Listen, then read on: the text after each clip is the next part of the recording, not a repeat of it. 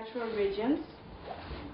Donc il est en fait de couleur jaune, il est transparent, mais avec des pigments dorés à l'intérieur qui vont être très très bien pour les types de peau métissée à foncé, voire très foncé en fait. C'est vraiment l'idéal parce que les pigments dorés vont révéler l'éclat de la peau, mais en subtilité. Donc c'est pas une base opaque, elle est vraiment transparente. Elle va aussi matifier le centre du visage. Donc ça c'est l'idéal.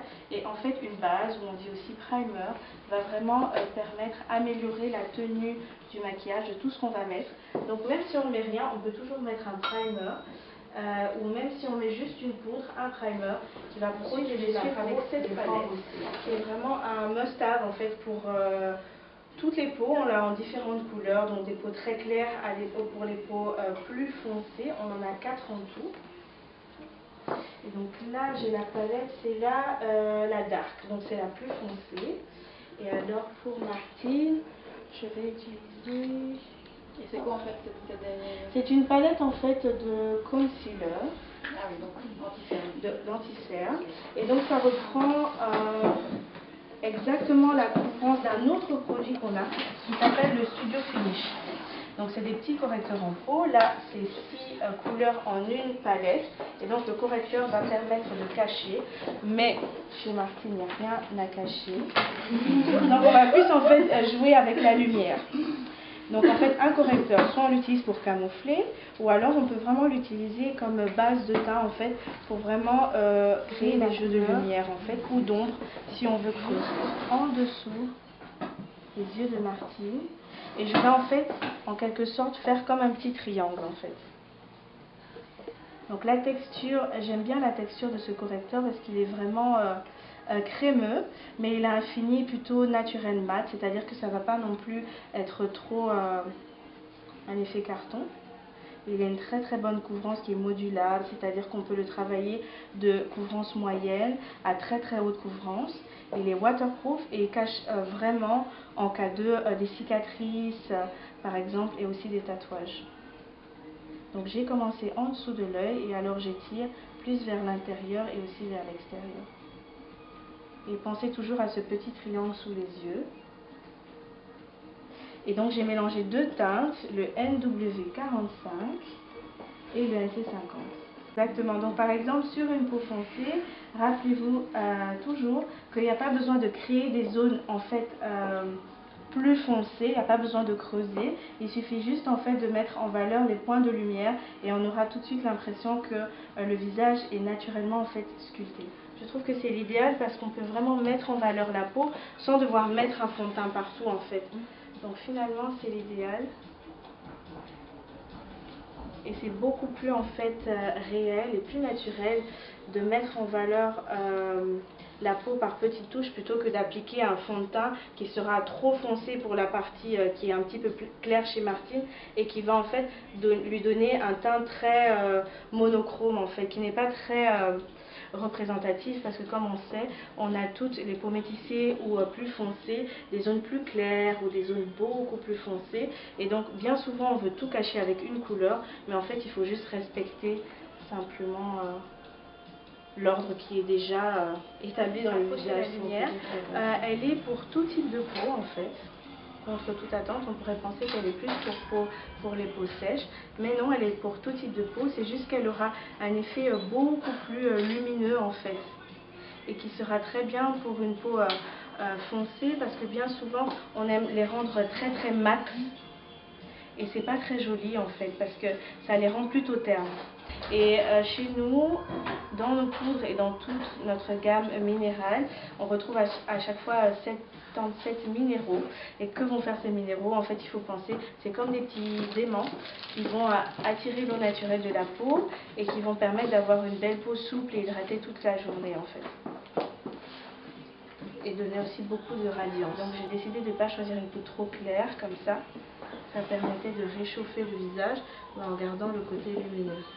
Donc la poudre, elle est ton sur ton par rapport à la peau ou un peu plus clair? Un tout petit peu plus clair. D'accord. mais elle n'est pas non plus par exemple de ma couleur, parce que je sais que sur certains tutos, elles prennent vraiment des poudres très très claires.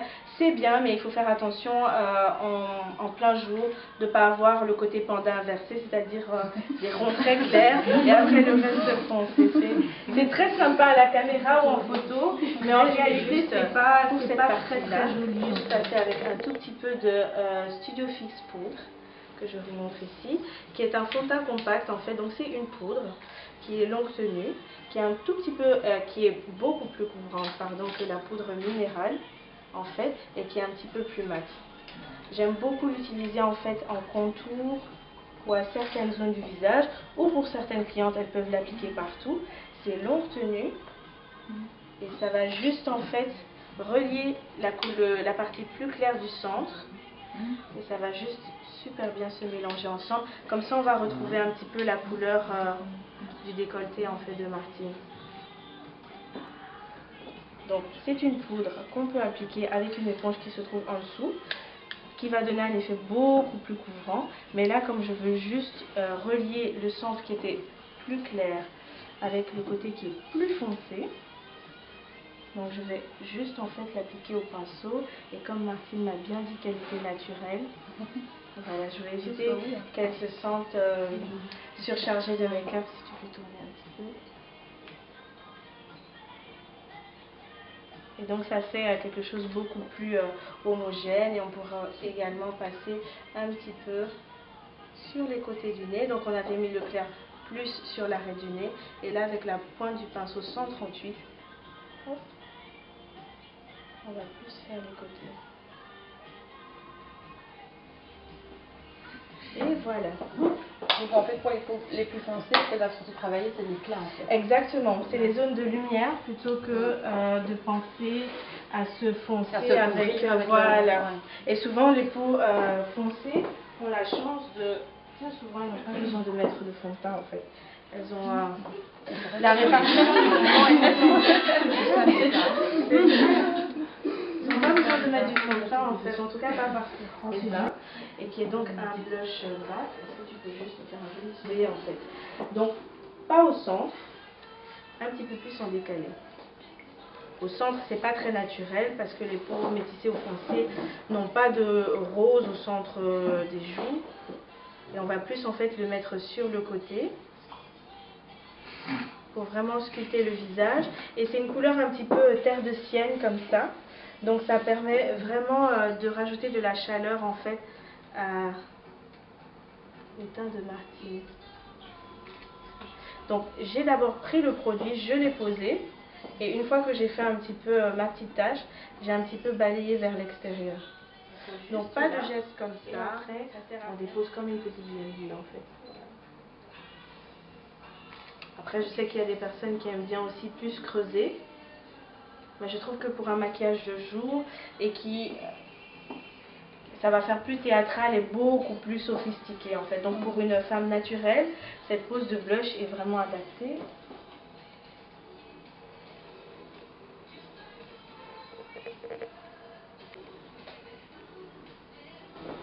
Voilà. Tu peux regarder, qu'est-ce que tu en penses pour l'instant? Ah, c'est bien, c'est très bien. Ensuite, je vais continuer avec un highlighter ou illuminateur ou touche lumière si vous préférez. Et c'est de la collection Magnetic Nude en fait. Et donc il a une texture très particulière, c'est une texture un petit peu poudre et crème en même temps. Et donc il a un joli reflet doré.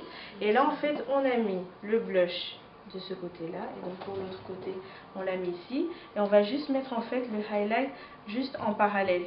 Et juste un petit rappel, on va, si on se rappelle pas où le mettre, on va juste mettre le doigt comme ça, et de ce côté ce sera là, et c'est juste en dessous en fait du doigt qu'on va poser le highlight. Donc là imaginons j'ai mon doigt, je vais le poser là. Le but n'est pas de le mettre sous les yeux parce que ça fait assez bizarre de l'iriser sous les yeux. Et comme on sait, bon, personne n'a de rides ici, donc voilà, ça aussi c'est une bonne nouvelle. Voilà. Mais si jamais on a les yeux un peu déshydratés, ou on a aussi souvent les petits plis naturels, et ben de l'iriser à cet endroit-là, ça peut à la fin de la journée se dire oh, mon Dieu, en fait j'ai des rides. Donc voilà, alors que pas du tout, c'est juste le côté irisé. C'est pour ça qu'on met le doigt et ensuite on pose le highlight en fait, c'est plus facile. Je vais juste en reprendre un petit peu. De l'autre côté, voilà, ça donne ça. Pour éviter justement de se mettre au contour des yeux. Et pensez à un petit C, c'est aussi très facile, qui peut partir des tempes au bombé des joues.